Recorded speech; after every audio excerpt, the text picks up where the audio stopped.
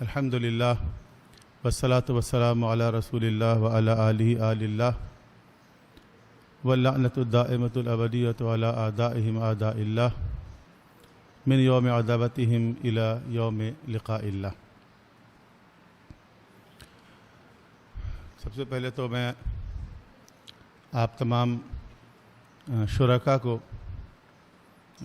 اس programme میں شرکت پر مبارکباد پیش کرتا ہوں کہ آپ نے وقت نکالا اور اس گرمی کے موسم میں ایام اعزا سے قبل ایام اعزا سے پہلے ایک ایسے ورکشاپ میں شرکت کا پروگرام بنایا کہ جس میں ایسی باتیں کی جائیں کہ جو آپ کی جو مجالس ہیں ان کو زیادہ مؤثر بنا سکے۔ دیکھیے، مجالس میں جو خطاب ہے جس کو کہتے ہیں خطابت، پبلک ایڈریس، اس میں دو چیزیں ہوتی ہیں۔ ایک تو ہے فن اور ایک ہے علم۔ بعض لوگ سمجھتے ہیں کہ مجلس پڑھنا یا خطابت کرنا جو ہے وہ صرف فنکاری ہے، صرف فن ہے۔ میں ایک جگہ جاتا تھا، ایک زمانے میں ایک صاحب جو ہیں وہ مجلس کی ٹریننگ دیا کرتے تھے اور ساتھ میں کچھ پریکٹس بھی کرواتے تھے، تو میں بھی جانے لگا وہاں۔ ایک لیکچر ہو گیا، دو ہوا، تین ہوا، بہت سارے لیکچرز ہوئے جس میں مختلف طریقے سے وہ بتاتے تھے کہ مجلسوں کو کس طرح پڑھنا چاہیے، خطابت میں کیا کیا چیزیں امپورٹنٹ ہوتی ہیں۔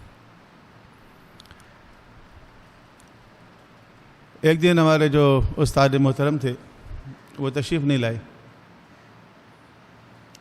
ان کا انتظار ہوتا رہا پہلے تھوڑی دیر تک، پھر وہ نہیں آئے۔ جیسے بعض اوقات ہوتا ہے نا، لیکچر جس کا ہے وہ ایبسنٹ ہو گئے، تو جو منتظم تھے وہاں کے ایک بزرگ تھے وہ، تو میں نے ان سے کہا کہ اگر آپ اجازت دیں تو تھوڑی دیر میں کچھ گفتگو کر لوں۔ تو لوگ آئے ہوئے بیٹھے ہوئے ہمارے کولیگز، انہوں نے کہا آ جائے۔ انہوں نے کہا چلو اچھا ہے، ٹائم پاس ہو جائے گا کچھ۔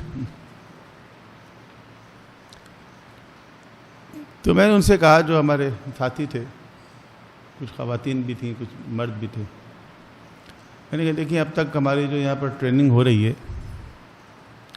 جو کلاسیں ہو رہی ہیں، اس میں فن سکھایا جا رہا ہے، ٹیکنیکس بتائی جا رہی ہیں۔ اب تک یہ بات ہوئی نہیں کہ اس مجلسوں کے لیے ہمیں کچھ پڑھنا بھی چاہیے، یہ بات ہو ہی نہیں رہی ہے۔ صرف یہ بات ہو رہی ہے کہ کون کون سی ٹیکنیک ہوگی جس سے آپ کی تقریر افیکٹو ہو سکتی ہے۔ آپ ایک گھر بناتے ہیں، اس کے اندر ایک بہت خوبصورت سا، جیسے یہ مجھے نظر آ رہا ہے یہاں پہ، ایک واشنگ ایریا ہے، وضو خانہ ہے یا جو بھی ہے، تو بڑا اچھا بنایا گیا ہے۔ اس میں دیکھیں ٹائلز بہت خوبصورت لگے ہوئے ہیں، واش بیسن لگا ہوا ہے، نلکے بھی بہت اچھے لگ رہے ہیں، اچھی کوالٹی کے لگ رہے ہیں مجھے، اوپر لائٹ بھی لگائی گئی ہے، کافی پیسہ لگایا گیا ہے، کافی محنت کی گئی ہے۔ لیکن اگر فرض کریں ٹنکی میں پانی نہ ہو، اگر اوپر ٹنکی میں پانی نہ ہو تو ان نلکوں کا کوئی فائدہ ہے، ان ٹائلوں کا کچھ حاصل ہے؟ تو اگر ہم سمجھتے ہیں صرف ٹائلوں سے ہی یہ کارآمد ہو سکتی ہے یہ جگہ، تو ٹائلوں سے نہیں ہو سکتی، صرف اچھے نلکوں سے نہیں ہو سکتی۔ ضروری ہے کہ اوپر ٹنکی میں پانی بھی ہو، تو جب جو کچھ ٹنکی میں ہوگا وہی نلکے سے آئے گا۔ کہتے ہیں نا، جو دیگ میں ہوگا وہی اس سے نکلے گا۔ دیگ میں بریانی ہوگی تو بریانی نکلے گی، دیگ میں قورمہ ہوگا تو قورمہ نکلے گا۔ تو جو انسان کے اندر ہوگا وہی اس کی تقریر سے نکلے گا نا۔ لیکن جو کچھ اس کے دیگ میں نہیں ہوگا وہ کہاں سے نکلے گا؟ تو ضروری ہے کہ انسان کے پاس وہ نالج ہو، وہ انفارمیشن ہو، تاکہ جب وہ بات کرے، جب وہ ڈیلیور کرے تو اچھی چیز پہنچائے، وہ کارآمد چیز پہنچائے۔ اس کے لیے ضروری ہے کہ انسان جو ہے وہ مطالعہ کرے. بعض اوقات ہم چاہتے ہیں کہ ہمارے مثلا بچے مجلس پڑھیں، چھوٹے بچے، دیکھا ہوگا اپنے بچے مجلس پڑھتے ہیں، بچے بچیاں، لوگ ان کو ممبر پہ بٹھا دیتے ہیں، ایک تقریر یاد کروا دیتے ہیں 3 منٹ کی، 5 منٹ کی، 8 منٹ کی. گریجولی وہ 10 منٹ کی کرتا ہے، 15 منٹ کی کرتا ہے، آدھے گھنٹے کی کرتا ہے. پھر یہ بچہ بڑا ہوتا ہے، پھر یہ 8-10 مجلسیں یاد کر لیتا ہے. تھوڑا اور بڑا ہوتا ہے، 20-25 مجلسیں یاد کر لیتا ہے، اور یہ علامہ بن جاتا ہے. تو یہ مجلسیں رٹ کے یاد کر کے صرف اگر علامہ بن سکتا تو پھر تو یہ ٹھیک ہے طریقہ. لیکن یہ ہماری خواہش ہو سکتی ہے کہ ہمارا بچہ یا ہماری بچی ایک ذاکر بنے، ذاکرہ بنے،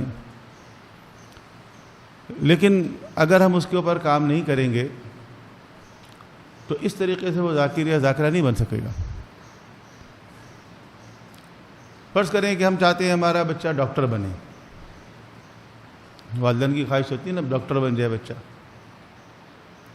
ہم چاہتے ہیں ہمارا بچہ یا ہماری بچی ڈاکٹر بنے، تو آپ ایسا کریں کہ اس کو ایک لیب کوٹ خرید کے دے دیں اور اس کے گلے میں ایک اسٹیتھوسکوپ ڈالیں اور اس کو کسی ہاسپٹل کی ایمرجنسی میں بٹھا دیں کہ یہ ڈاکٹر بن گیا. میری خواہش ہے بچہ ڈاکٹر بنے. آج ہم نے اپنے بچے کو ڈاکٹر بنا دیا ماشاءاللہ. اور بچے سے کہا شاباش ایمرجنسی میں لوگ آ رہے ہیں، ان کو ٹریٹ کرو، ان کو انجیکشن لگاؤ، ان کو ڈرپ لگاؤ. لیکن ایسا نہیں ہو سکتا، کوئی الاؤ نہیں کرے گا. یہ ڈاکٹر اس طرح نہیں بنتے.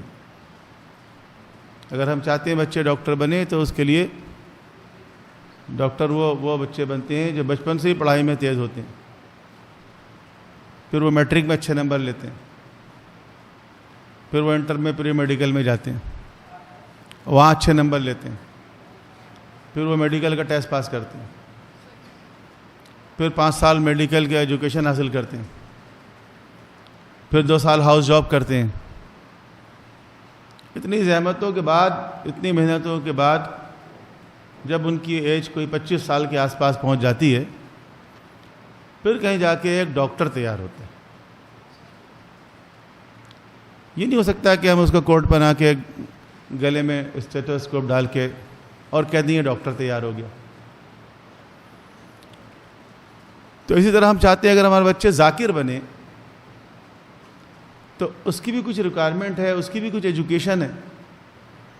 یہ تو نہیں ہو سکتا کہ ہم اس کو یوں ہی ذاکروں کا والا لباس پہنا دیں یا حلیہ بنا دیں یا ایک ٹوپی لگا دیں یا شیروانی پہنا دیں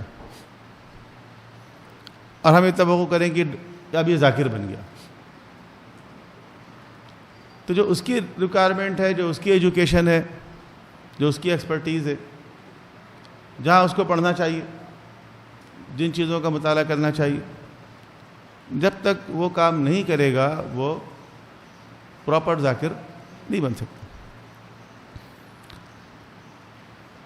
تو دیکھیں یہ ذاکری جو ہے بڑی ذمہ داری کا کام ہے، صرف فن خطابت کا نام نہیں ہے. فن بھی اس کا ایک پہلو ہے، فن سے انکار نہیں ہے. اگر کوئی سمجھتا ہے کہ فن کی ضرورت نہیں ہے، صرف علم کافی ہے، تو یہ بھی غلط فہمی ہے. بہت سے ایسے علماء ہیں ان کے پاس بہت علم ہے لیکن وہ پراپرلی ڈیلیور نہیں کر سکتے. ان کے پاس وہ فن نہیں ہے، وہ ٹیکنیک نہیں ہے. فن کوئی برا لفظ نہیں ہے، وہ تو برا بن گیا ہے. بعض لوگ جب فنکار بن گئے ہیں تو ظاہر ہے کہ وہ لفظ بھی بدنام ہو جاتا ہے. اور خاص طور پر اگر معاشرے میں جہالت زیادہ ہو تو جاہل معاشرے کی بدقسمتی یہ ہوتی ہے کہ اس کے اندر علم کی شناخت نہیں ہوتی. علم کے ساتھ آپ یہ ڈس ایڈوانٹیج سمجھ لیں کہ علم کی شناخت کے لیے بھی علم کی ضرورت ہوتی ہے.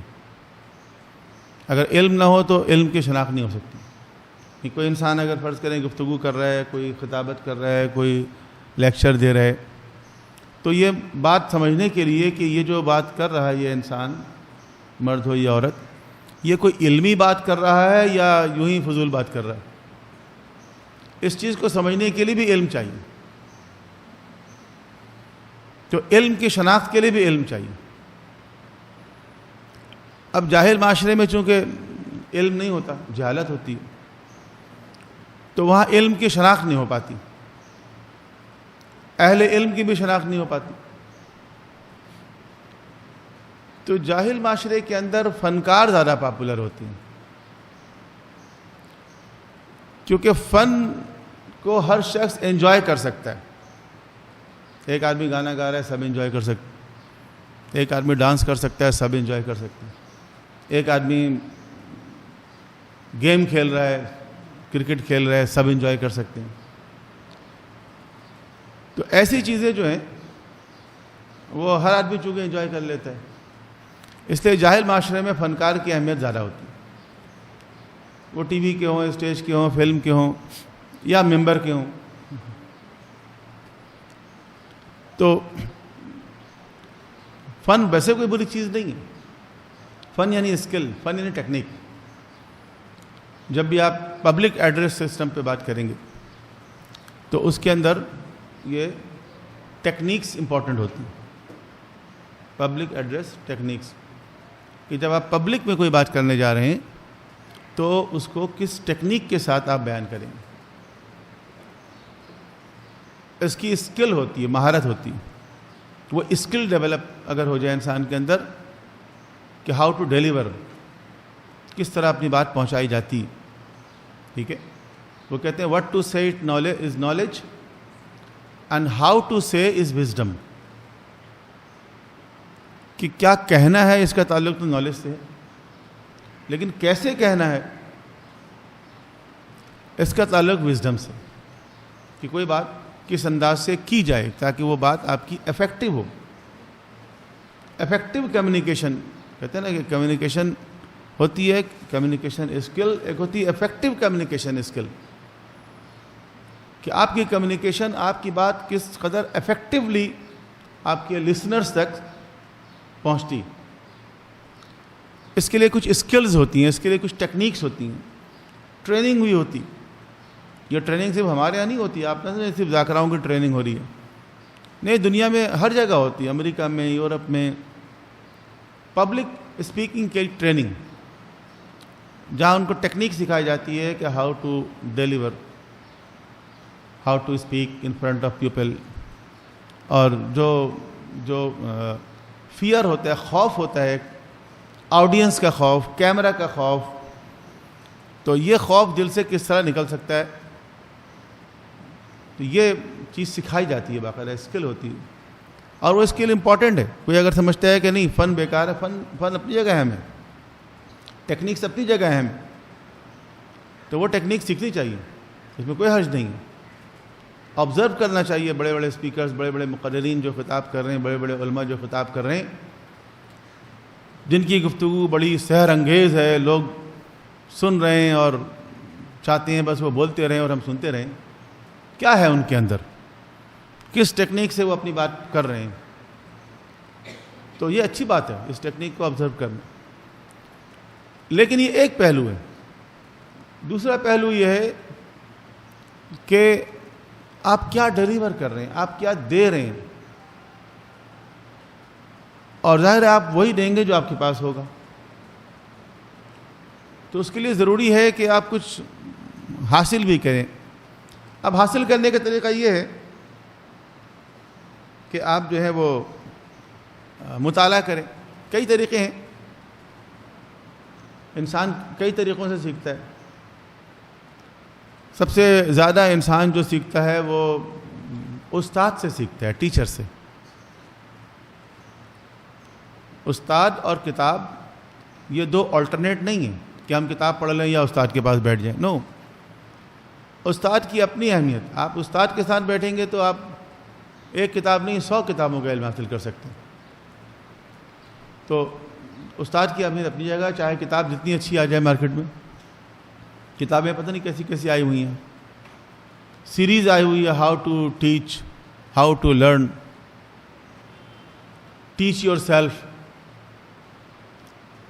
تو ان سے لوگ سیکھ رہے ہیں، نہیں سیکھ رہے نا اتنے، اصل میں استاد سے سیکھتے ہیں، ٹیچر سے سیکھتے ہیں.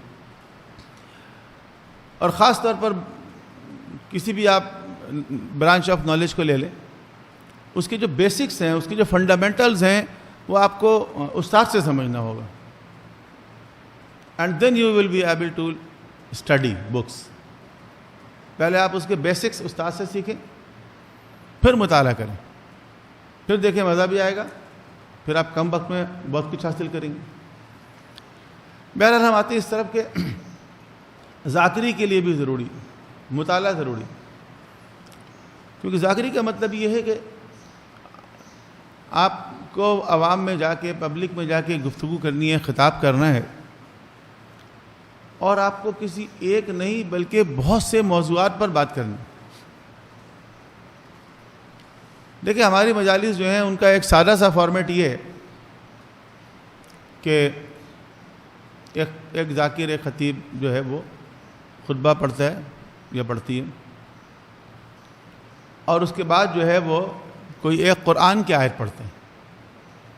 کہتے ہیں ہم سرنامہ کلام کے طور پر میں نے اس آیت کی تلاوت کی، وہ کہ قرآن کی آیت ہے. عام طور پر فارمیٹ یہی ہے، کوئی ایک آیت، اور وہ آیت ایسی ہوتی ہے کہ آگے کی جو اس کی مجلس ہے وہ اسی سے ریلیٹڈ ہوتی ہے. ظاہر ہے گویا اس کی مجلس جو ہے، اگر فرض کریں 1 گھنٹے کی مجلس ہے اور آخری 10 منٹ فرض کریں مصائب کے رکھ لیے جائیں، 10-15 جو بھی ہیں، خواتین ذرا مصائب زیادہ پڑھتی ہیں، تو 40-45 منٹ اس کو گفتگو کرنی ہے. وہ 40-45 منٹ کی گفتگو جو ہے اصل میں اس آیت کے ذیل میں ہوگی جو اس نے سرنامہ کلام میں پڑھی. اب آپ سوچئے کہ ایک آیت کی 40 منٹ تک تشریح کرنا،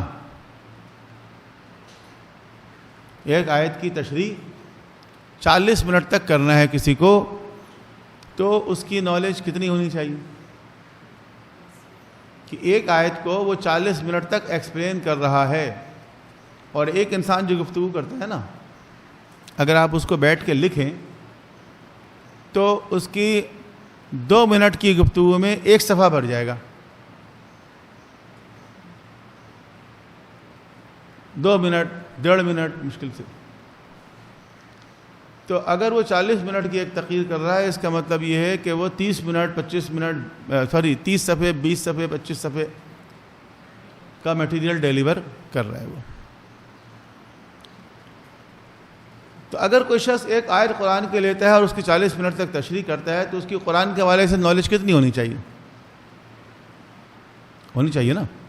اس کے بغیر کیسے ایکسپلین کرے گا وہ؟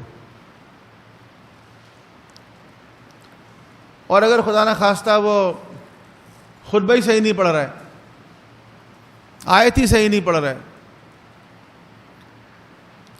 خطبہ اگر آپ عام جو لوگ مجلس میں پڑھ رہے ہیں علماء کرام سے ہٹ کے، اگر آپ 25 لوگوں کے خطبے ریکارڈ کریں اور اس کو کسی پڑھے لکھے آدمی کو سنائیں کہ یہ 25 آدمیوں کے خطبے ہیں جو یہ پڑھتے ہیں اپنی مجلس میں، خطبہ پڑھتے ہیں، تو میں آپ کو بتاؤں 25 میں سے 15 خطبے ایسے ہوں گے جس کے اندر غلطی ہوگی. 15 بھی ذرا میں احتیاط سے بات کر رہا ہوں، 20 بھی ہو سکتے ہیں. 20 ایسے خطبے ہوں گے جس کے اندر غلطی ڈیفینیٹلی کچھ نہ کچھ ہوگی. مختلف طرح کی غلطیاں ہیں جو لوگ کرتے ہیں. کیوں؟ اس لیے کہ وہ جو پڑھ رہے ہیں نا، انہیں نہیں پتہ کیا پڑھ رہے ہیں. ایک سادہ سا کام تو ہر انسان کو کر لینا چاہیے کہ وہ اپنی ایک تقریر یا وہ اپنا خطبہ کسی اچھے عالم دین کے پاس جا کے 1 مرتبہ سنا دے کہ بھئی میں یہ خطبہ پڑھتا ہوں یا پڑھتی ہوں. یا آپ سن لیں کہ اس میں کوئی غلطی تو نہیں ہے، عبارت کی غلطی، اعراب کی غلطی، تلفظ کی غلطی. ایک دفعہ تو سنانا ہے، ایک ہی دفعہ میں کریکشن ہو جائے گا. نماز کے کریکشن جس طرح کروا لیتے ہیں بعض اوقات، حج پہ جانے سے پہلے نماز کریکشن کرواتے ہیں کہ وہی نماز چیک کر لیں نماز صحیح ہے نہیں، حج پہ جا رہے ہیں، اتنے پیسے خرچ کر رہے ہیں، لاکھوں روپے. حج میں 1-2 رکعت نماز تو ہے، اور کیا ہے؟ پورے حج میں پڑھنے والی چیز یا تو تلبیہ ہے، لبیک اللہم لبیک، یا طواف کے بعد 2 رکعت نماز مقام ابراہیم کے پیچھے، وہ واجب ہے۔ باقی اور کوئی چیز پڑھنا واجب نہیں پڑھنا۔ تو وہ 2 رکعت نماز جو مقام ابراہیم کے پیچھے پڑھی جاتی ہے، اگر اس میں غلطی ہو جائے تو نماز نہیں ہوگی، طواف صحیح نہیں ہوگا، حج بھی صحیح نہیں ہوگا، ظاہر ہے۔ تو 2 رکعت نماز کا کریکشن کرانا ضروری ہے، چونکہ اس کے اندر پیسہ بہت انوالو ہے، لاکھوں روپے انوالو ہے، اور اس سے پہلے کتنی نمازیں زندگی میں پڑھ چکے ہیں، کبھی چیک نہیں کروایا اس کو۔ تو عام ذاکرین کو جو عالم دین نہیں ہیں، جنہوں نے یہ چیزیں باقاعدہ نہیں پڑھی ہیں، حوزے میں نہیں پڑھا، عربی کو کسی باقاعدہ ادارے سے نہیں سیکھا، تو ان کے لیے کیا مشکل ہے کہ ایک مرتبہ جا کے سنا دے کسی کو، دیکھیں میں یہ خطبہ پڑھتا ہوں، آپ چیک کر لیں اس کے اندر کوئی گرامر کی غلطی، کوئی اعراب کی غلطی ایسی تو نہیں ہے، صحیح ہو جائے گا ایک دفعہ۔ شاہ عبد العظیم کا نام سنا ہے آپ نے؟ شاہ عبد العظیم کی زیارت کے لیے لوگ جاتے ہیں، رے کے قریب، رے کے اندر ان کی قبر ہے، تہران کے نزدیک۔ تو شاہ عبد العظیم امام حسن علیہ السلام کی فرزندوں میں سے ہیں، امام موسی کاظم علیہ السلام کے زمانے میں ہوتے تھے، اپنے زمانے کے بڑے فقیہ تھے، بڑے محدث تھے۔ مولا علی کے کلام کو کمپائل کیا سب سے پہلے شاہ عبد العظیم نے، اور وہ امام کے پاس آ کر کہتے ہیں کہ فرزند رسول، میں اپنا دین آپ کے سامنے ارضا کرنا چاہتا ہوں، پیش کرنا چاہتا ہوں، آپ مجھ سے سنیں کہ میرا دین کیا ہے۔ امام نے فرمایا کہ اچھا بتائیے آپ۔ پھر انہوں نے بتایا کہ میرا دین یہ ہے، میرے عقائد یہ ہیں۔ امام نے کہا کہ جو کچھ ہمارے پاس ہمارے آبائے طاہرین سے پہنچا ہے وہ یہی ہے جو تم بیان کر رہے ہو، یعنی تمہارا دین جو ہے بالکل ٹھیک ہے، کوئی اس میں غلطی، کوئی کجی، کوئی خرابی نہیں۔ امام نے سرٹیفائی کیا، چلے گئے وہ۔ اتنے بڑے محدث، اتنے بڑے فقیہ، خود امام زادہ ہیں، لیکن وہ پیش کر رہے ہیں امام کے سامنے کہ میں یہ عقائد رکھتا ہوں، یہ نظریات رکھتا ہوں، اس کو چیک کریں کہیں گڑبڑ تو نہیں ہے اس کے اندر۔ اور ہمیں شرم آتی ہے کسی سے پوچھتے ہوئے کہ یہ دیکھ لیں صحیح تو نہیں ہے یا نہیں ہے۔ ایک دفعہ صحیح کرانے میں کیا حرج ہے، بجائے اس کے کتنے پڑھ رہے ہیں۔ ابھی پچھلے سال کی بات ہے، میں ایک پرائیویٹ یونیورسٹی میں گیا ہوا، یوم حسین تھا، ایک صاحبہ تقریر کرنے کے لیے آئیں، اتنی تعریفیں پہلے تو کی گئیں ان کے آنے سے پہلے، اس کے بعد جو انہوں نے خطبہ پڑھا تو کیا پڑھا واللہ پتہ نہیں، اور پھر انہوں نے پوری تقریر کر دی۔ اچھا اب زیادہ تر تو اسٹوڈنٹ تھے، ان کو تو کیا پتہ کیا پڑھا، لیکن جو ان کے ٹیچرز تھے، جو دیگر مکاتب فکر کے وہاں پر اسلامیات کے اساتذہ ہیں، وہ جب سن رہے ہیں اور وہ سمجھ رہے ہیں کہ شیعوں کے پاس یہ دیکھیں، یہ شیعوں کے اسکالر رہے ہیں یوم حسین میں خطاب کرنے کے لیے۔ اچھا کہتا کوئی نہیں ہے، ہمارے یہاں کہنے کا کانسیپٹ نہیں، اب مجلسوں میں تو اور بھی نہیں کہتے، کیونکہ مجلسوں کا ایک احترام ہے نا، عقیدت ہے لوگوں کو مجلس کے حوالے سے، امام حسین علیہ السلام کے حوالے سے، اس لیے جو کچھ جو بیان کرتا ہے لوگ اس کو عقیدت سے سنتے ہیں، اس کو بالکل کرٹیسائز نہیں کرتے، ریئرلی کوئی کرتا ہے، مشکل سے۔ تو کوئی آپ کو بتائے گا نہیں کہ آپ نے فلاں یہ غلطی کی، آپ پڑھتے رہیں 10 سال تک پڑھتے رہیں، پھر 10 سال بعد جب کوئی کہے گا آپ یہ صحیح نہیں پڑھتے، آپ کہیں میں تو 10 سال سے پڑھ رہے ہیں، مجھے تو آج تک کسی نے نہیں بتایا۔ تو کیوں بتائے گا کوئی بھائی؟ آپ کو کوئی نہیں بتائے گا، یہ آپ کو خود چیک کرنا ہوگا کہ جو کچھ پڑھ رہے ہیں صحیح پڑھ رہے ہیں یا نہیں پڑھ رہے ہیں۔ تو مطالعہ ضروری ہے۔ اگر انسان مطالعہ نہ کرے تو اس کی نالج جتنی بھی ہو، جو میں عرض کر رہا تھا نا، بہت سارے ہمارے ایسے اہل علم ہیں، علماء ہیں کہ جن کے پاس نالج بہت ہے لیکن وہ اس کو ڈیلیور نہیں کر پاتے. کیوں؟ اس لیے کہ ان کے پاس وہ اسکل نہیں ہے، ان کے پاس وہ ٹیکنیک نہیں ہے کہ وہ اس انداز سے بیان کریں کہ لوگ توجہ سے سنیں. تو یہ اسکل امپورٹنٹ ہے، لیکن صرف اسکل کافی نہیں. اگر انسان مطالعہ نہیں کرتا ہے تو میں دونوں کان لگا لوں کیا؟ میں دونوں لگانا نہیں چاہ رہا ہوں، لیکن چلیں کوئی بات نہیں. اچھا، اگر انسان عجیب سے لگتا ہے ذرا سا، چلیں ٹھیک ہے. اگر انسان مطالعہ نہ کرے تو اس کی جو نالج ہے وہ آؤٹ ڈیٹ ہو جاتی ہے، پرانی ہو جاتی ہے.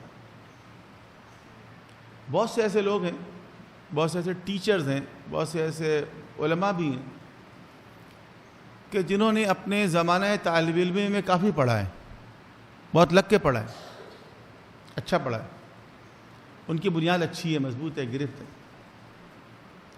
لیکن پھر جب عملی زندگی میں آئے تو وقت گزرنے کے ساتھ ساتھ انہوں نے مطالعہ چھوڑ دیا، مصروف ہو گئے، بزی ہو گئے. ٹیچر ہیں، انہوں نے کافی پڑھا اپنے زمانے میں، گولڈ میڈل لے لیا، جاب لگ گئی. اب جناب وہ اتنا پڑھا رہے ہیں، وہ ادھر پڑھا رہے ہیں، ادھر پڑھا رہے ہیں، ادھر پڑھا رہے ہیں، ٹائم ہی نہیں ہے خود پڑھنے کا.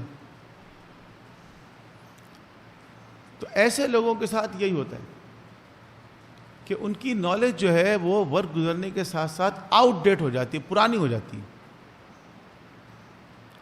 نالج ہے لیکن ہر علم میں جو نئی تحقیق ہو رہی ہے، جو نیو ڈیولپمنٹ آ رہی ہے، جو نئے نئے افکار اور نظریات اور خیالات آ رہے ہیں، اگر انسان ان سے اپ ڈیٹ نہ رہے تو اس کی اپنی نالج جو پہلے بھی اگر ہے تو وہ آؤٹ ڈیٹ ہو جائے گی، وہ پرانی ہو جائے گی.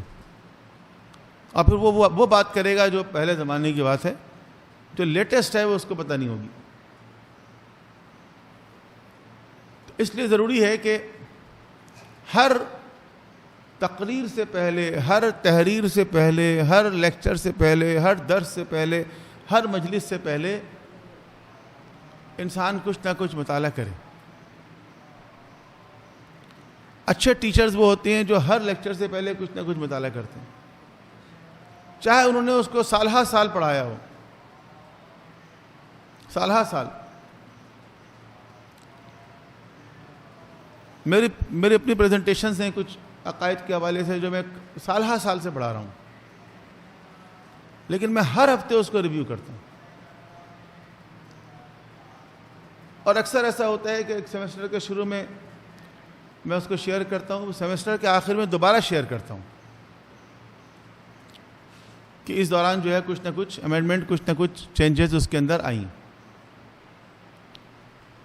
اگر یہ نہ کرے تو ٹھیک ہے، ایک پریزنٹیشن بن گئی، ایک لیکچر ہو گیا، وہ لیکچر ریکارڈ بھی اگر ہو گیا تو ختم، دوبارہ آپ کو ضرورت ہی نہیں ہے پڑھانے کی. پھر کیا ضرورت ہے کہ کوئی ٹیچر ایک ہی کورس کو ہر سال پڑھائے؟ نہ پڑھائے، اس کی ویڈیو چلا دیں آپ. نہیں، اس کو کنٹینیوسلی اپنے آپ کو اپڈیٹ کرنا چاہیے. تو یہ سمجھ لیں کہ ضروری ہے ہر مجلس سے پہلے اتنی ساری مجلسیں نہ لیں کہ آپ کو پڑھنے کا موقع نہ ملے. بعض اوقات یہ ہوتا ہے نا، جیسے شیعہ آبادی ہے، انچولی شیعہ آبادی ہے، رضویہ شیعہ آبادی ہے، جعفر طیار شیعہ آبادی ہے، اتنی مجلس ہوتی ہے صبح دوپہر شام رات، ہر وقت خواتین کی گزارئی ہوتی. یہاں سے نکلے وہاں چلے گئے، وہاں سے نکلے وہاں چلے گئے، وہاں سے نکلے وہاں چلے گئے. اب ظاہر ہے اس کثرت کے ساتھ اگر مجلس ہو رہی ہے تو اتنی تعداد میں ذاکرائیں بھی چاہیے، ہر جگہ ایک ذاکرہ چاہیے نا. تو جہاں مجلسوں میں اضافہ ہو رہا ہے، ایک خاندان میں اگر ایک مجلس ہوتی تھی، یا میرے والد ایک مجلس کرتے تھے، ہم لوگ 5 بھائی ہیں، ہم 5 ہر ایک مجلس کرتے ہیں، بہنیں ہیں وہ اپنے گھر میں مجلس کرتی ہیں، ان کے بچے ہیں وہ اب بڑے ہو رہے ہیں تو اب وہ اپنے گھر میں مجلس کرتے ہیں. تو یہ مجلسیں ملٹیپلائی ہو رہی ہیں، مسلسل بڑھ رہی ہیں. تو اسی طرح ہر جگہ ایک ذاکر اور ذاکرہ کی ضرورت ہے ظاہر ہے. تو بعض اوقات یہ ہوتا ہے کہ جب آپ کسی چیز کی کوانٹٹی کو بڑھاتے ہیں تو اس کے اندر کوالٹی میں کمپرومائز کرتے ہیں. تو بہت مشکل کام ہوتا ہے کہ کوانٹٹی کو بڑھائیں اور کوالٹی وہی رہے. صحیح، یہ کسی بھی جگہ، بریانی کی دکان میں بھی یہ ہوتا ہے. اگر بہت سارے آؤٹ لیٹ بنا دیں گے تو اس کی کوالٹی وہ باقی نہیں رہے گی. یہ مشکل کام ہے. اگر باقی رکھے تو کیا بات ہے. تو کوانٹٹی جب بڑھائیں گے تو کوالٹی کے ساتھ پرابلم آ سکتی ہے. تو اتنی لے جتنی کہ مینیج کر سکتے ہیں. اگر بہت ساری لے لیں گے تو وہ مینیجیبل نہیں رہی. بیان تو کر دیں گے، تقریر کرنا مشکل نہیں ہے. 1 گھنٹے کی تقریر تو جو لوگ کرتے رہتے ہیں عادی ہوتے ہیں، اور ان کو تو اگر آپ نیند سے بھی اٹھا کے کہیں گے ایک مجلس پڑھ دو، پڑھ دیں گے مجلس، کیا مسئلہ ہے. جو پڑھتے رہتے ہیں. مجھ سے اگر ابھی کہا جائے ارے مولانا نہیں آیا، آپ 21 سال ثواب کی مجلس یہاں پڑھ دیں، میں جا کے پڑھ دوں گا. کوئی مشکل کام نہیں. اتنی مجلسیں پڑھی ہیں 20 سال ثواب کی، تو ایک مجلس پڑھنا کون سا مشکل کام ہے. اچھا، میرے لیے کوئی ایسی بات نہیں ہے، میں تو پڑھتا رہتا ہوں. مجھے کسی نے کہا پڑھ دے، میں پڑھ دوں گا. لیکن یہ جو ایک مجلس ہو رہی ہے جس کے اندر مثلا 100 افراد آئے ہیں سننے کے لیے، ان کے لیے وہ امپورٹنٹ ہے. ان کے لیے وہ امپورٹنٹ ہے. میرے لیے اتنا امپورٹنٹ نہیں ہے. میرے لیے ایک آرڈینری بات ہے. ٹھیک ہے نا. ایک ڈاکٹر کے لیے آپریشن آرڈینری بات ہے، وہ روز آپریشن کرتا ہے بہت سے لوگوں کا. لیکن جو پیشنٹ لیٹا ہوا ہے اس کے لیے آرڈینری بات نہیں ہے، اس کے لیے وہ ایکسٹرا آرڈینری ایونٹ ہے.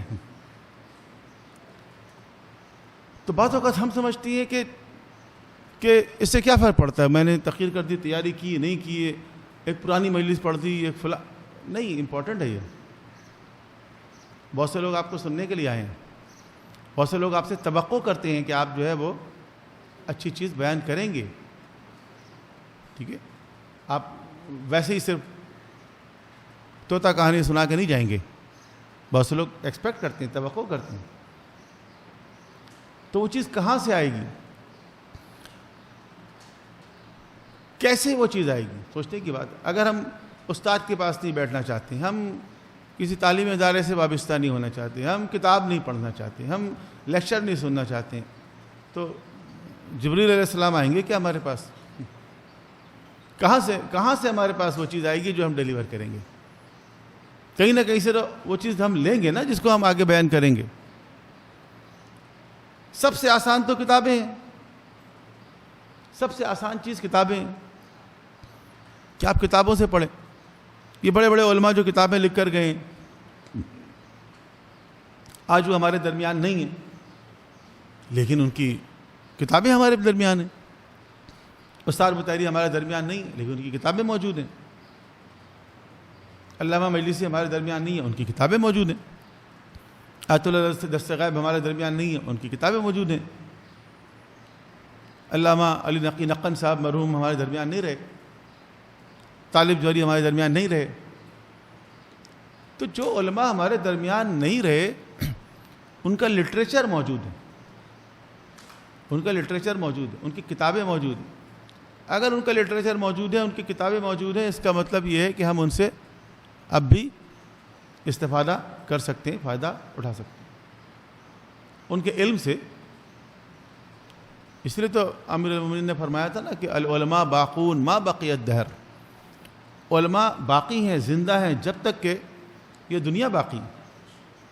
ما بقی اللیل والنہار، جب تک دن اور رات باقی ہیں. تو علماء کن چیزوں سے باقی ہیں؟ اپنی کتابوں سے باقی ہیں، اپنے علم سے باقی ہیں. تو ہم اگر ان کے دور میں نہیں بھی تھے تو کوئی بات نہیں، ان کی کتابیں، ان کا لٹریچر وہ موجود ہے. اب اس میں ایک اہم کام یہ ہے، آج ہم اپنی گفتگو کو یہیں کہیں روکیں گے، کہ کتابیں جو ہیں وہ بے شمار ہیں، بے تحاشا ہیں، بے تحاشا کتابیں. کسی بھی موضوع پہ. اگر آپ تفسیر کی بات کریں تو اگر فرض کریں کہ صرف اردو زبان کی بات کریں، چلیں ہم زیادہ تر یہاں پر جو لوگ بیٹھے ہوئے وہ زیادہ تر میرے خیال میں عربی پڑھنے والے، فارسی پڑھنے والے تو نہیں ہیں، زیادہ تر اردو پڑھنے والے ہیں. یہ ہماری خوش قسمتی ہے کہ ہم لوگ ایک ایسے زمانے میں زندگی گزار رہے ہیں جب کتابیں، لٹریچر ہمارے سامنے بے تحاشا موجود ہیں. آج سے اگر آپ 100 سال پیچھے چلے جائیں، اگر آج سے 50 سال پیچھے چلے جائیں تو اتنا لٹریچر موجود نہیں تھا. آج ہمارے پاس خاص طور پر انقلاب اسلامی کے بعد اس قدر لٹریچر پروڈیوس ہوا ہے ہر زبان میں، اور وہ سب اویلیبل ہے. آپ اگر تفسیر کی بات کریں تو کتنی تفسیریں اردو میں آئی ہیں، بڑی بڑی 20 جلدوں کی تفسیریں، 10 جلدوں کی، 20 جلدوں کی اردو میں. تفسیر نمونہ کو دیکھ لیں، 15 جلدیں اس کی. تفسیر نور کو دیکھ لیں آیت اللہ محسن قراتی کی، وہ بھی کمپلیٹ آ گئی. اردو میں بھی تفسیریں لکھی گئیں. تو تفسیر ہی دیکھ لیں اگر آپ کتنی تفسیریں ہیں. تاریخ کی جتنی بنیادی کتابیں ہیں سب کا ترجمہ ہو گیا ہے. طبری ہے، یعقوبی ہے، مسعودی ہے، ابن اسیر ہے، ابن کثیر ہے، ابن خلدون ہے، سب کا اردو ترجمہ ہے، سب اویلیبل ہے. سیرت کی بڑی کتابیں ان سب کا اردو ترجمہ اویلیبل ہے.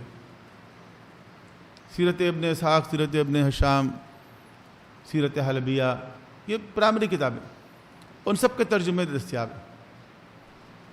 بڑے بڑے اسکالرز کی سیرت میں لکھی ہوئی کتابیں اردو ترجمہ ہوگی. ہاشم معروف کی کتاب دیکھ لیں، دوسری آیت اللہ جعفر سبحانی کی کتاب دیکھ لیں، جو کتابیں اردو میں ترجمہ ہو گئی ہیں، فارسی سے، عربی سے. اور جو اردو میں لکھی گئی ہیں وہ الگ ہیں، ان کی تعداد بھی ماشاءاللہ کافی.